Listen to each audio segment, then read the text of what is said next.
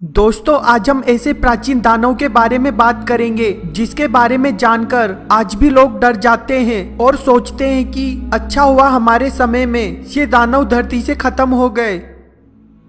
इचीदना, इसे सभी दानव की मां माना जाता है क्योंकि ग्रीक मैथोलॉजी के सभी शैतान इसी की संतान थे, जो खुद मांस खाने वाली एक दानव थी जिसकी चमकती आंखें और धब्बेदार चमड़ी थी, जिसका आधा शरीर सांप जैसा था, जो बाद में शैतानी दुनिया की निवासी बन गई जहां उसे 100 सिर तोहफे में दिए गए।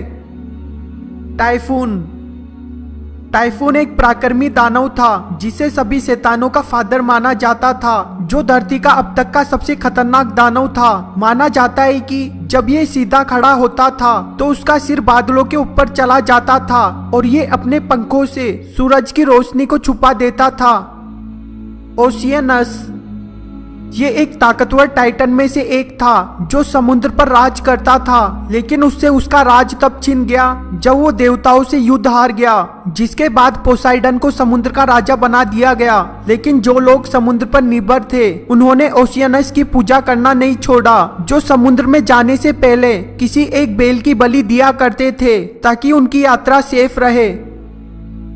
स्काइला, रोमन साम्राज्य के दौरान जब एक जहाज समुद्र से जा रहा था तो वो दोनों तरफ से खतरे में फंस गया। एक तरफ उसके स्काइला था जिसके कई सारे सिर थे जो जहाजों से लोगों को झपट लेता था, वहीं उनके दूसरी ओर समुद्र का दानव चेरिबडीस था जो जहाजों को समुद्र की गहराई में खींच लेता था। इस दौरान पानी में एक भवंडर बन जाता था। ये भी माना जाता है कि चेरिबडीस सिर्फ एक भवंडर था, न कि कोई पानी का दानव।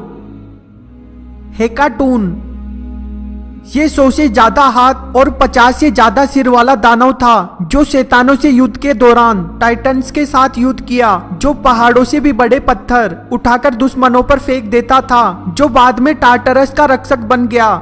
दोस्तों, मुझे इस वीडियो को बनाने में 16 घंटे लग गए, पर आपको इसे लाइक करने में 1 सेकंड लगेगा, इसीलिए वीडियो को जरूर लाइक कर दें और वीडियो के नीचे एक लाल बटन है, उस पर क्लिक कीजिए और सब्सक्राइब कीजिए। वीडियो देखने के लिए धन्यवाद। प्लीज सब्सक्राइब करना ना भूलें।